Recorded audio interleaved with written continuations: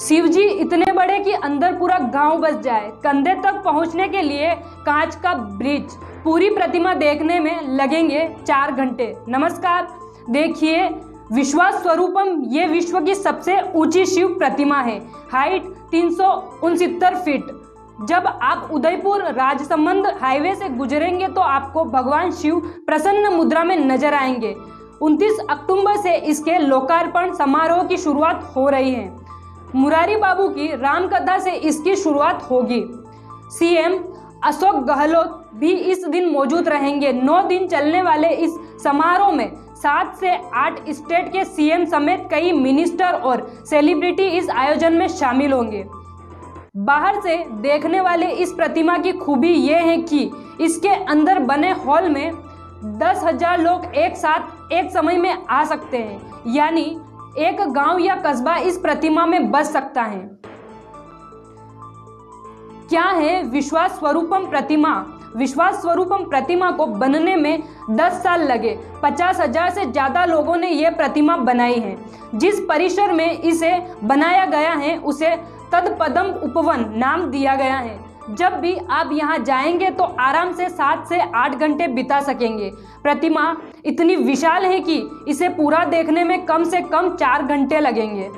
यह प्रतिमा राजसमंद के नाथद्वारा के गणेश टेकरी एरिया में बनी है। आप जब भी नाथद्वारा में गणेश टेकरी जाएंगे तो 2 किलोमीटर पहले ही यह प्रतिमा आपको दिखाई जाएगी।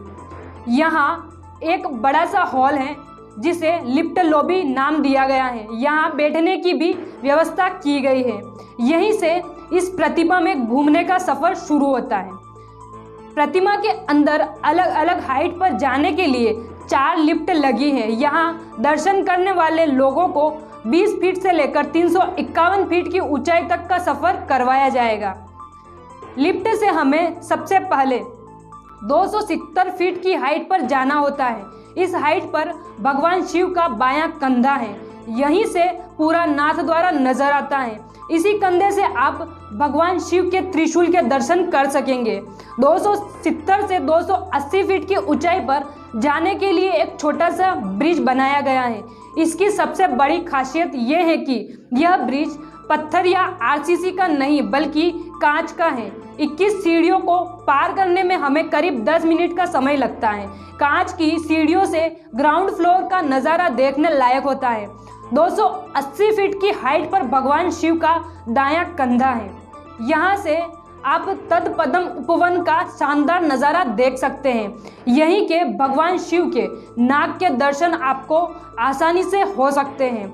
जब आप ग्राउंड फ्लोर से भगवान शिव की प्रतिमा को देखते हैं तो कैलाश पर्वत जैसा आसान नज़ारा नजर आता है। 110 फीट की हाइट पर बना है। यही भगवान शिव का दायां हाथ जमीन पर टिका है। इस एरिया में एक छोटी सी गैलरी बनी है जहां से आपको उदयपुर हाईवे दिखता है। 3 अलग अलग हाइट पर प्रतिमा के दर्शन करने में करीब 3 घंटे का समय लगा।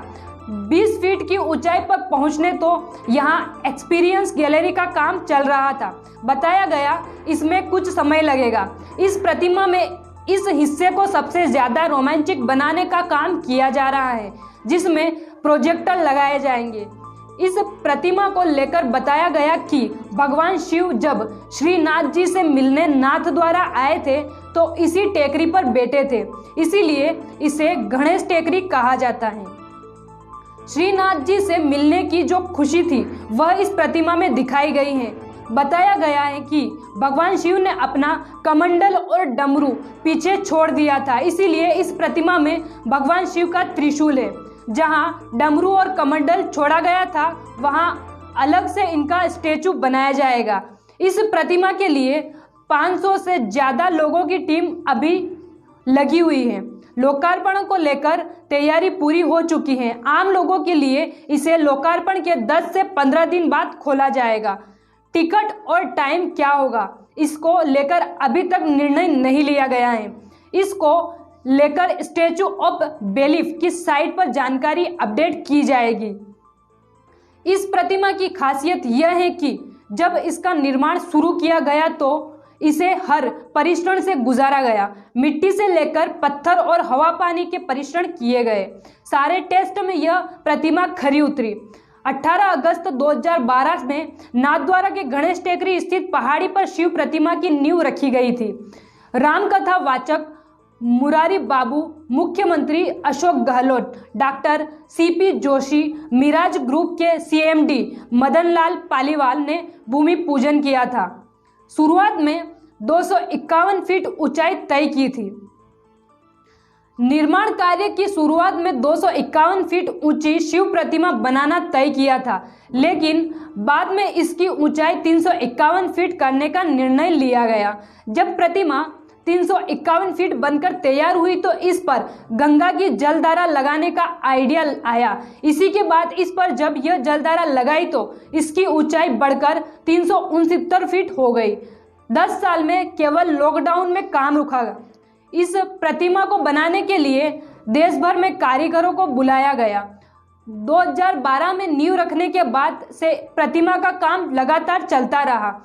मैनेजमेंट ने बताया कि कोरोना के दौरान जब लॉकडाउन रहा तब काम बंद किया गया। इस बीच मौका मिलने पर कारीगर काम पर लौट आते थे और प्रतिमा को पूरा करने के लिए दिन रात जुटे रहते हैं। अधिक जानकारी के लिए लॉगिन करें www.mp7news.in पर।